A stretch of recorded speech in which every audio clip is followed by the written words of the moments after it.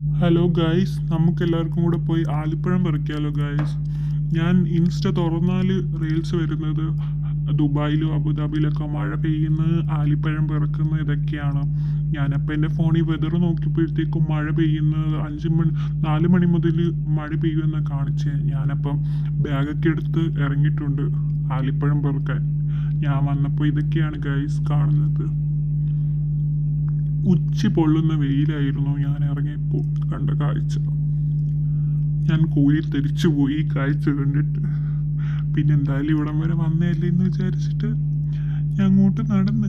എങ്ങാണ് ഇനി മഴ പെയ്താലോ, നമ്മളറിയാണ്ട് ഇനി മഴ വല്ലതും പെയ്താലോ, നമുക്കിനി വീഡിയോ എടുക്കാൻ പറ്റിയില്ലല്ലോ. അങ്ങനെ പയ്യെ ഞാനും നടന്നു നോക്കാമെന്ന് വിചാരിച്ചു. ഇനി എങ്ങാണ് ആലിപ്പഴം എങ്ങാണ് ഇവിടെ കിടന്നാലോ.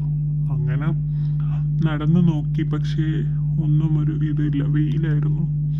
നല്ല വെയിലുണ്ട് ഗൈസ്.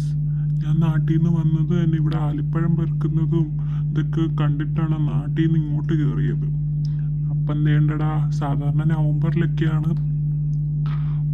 മഴയും തണുപ്പും ഒക്കെ. പക്ഷെ ഞാനിവിടെ വന്നിട്ട് ഡിസംബർ ആയിട്ടും ഇതുവരെ തണുപ്പൊന്നും ആയിട്ടില്ല ഗൈസ്.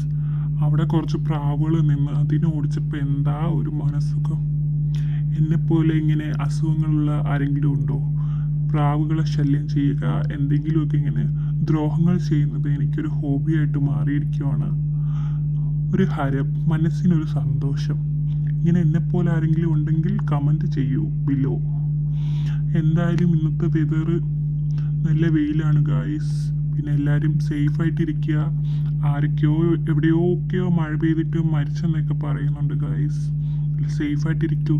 എന്തായാലും ഞാൻ എന്തെങ്കിലും അപ്ഡേറ്റ് ഉണ്ടെങ്കിൽ അറിയിക്കാം. മഴ ഇനി എങ്ങാനും പെയ്താലോ.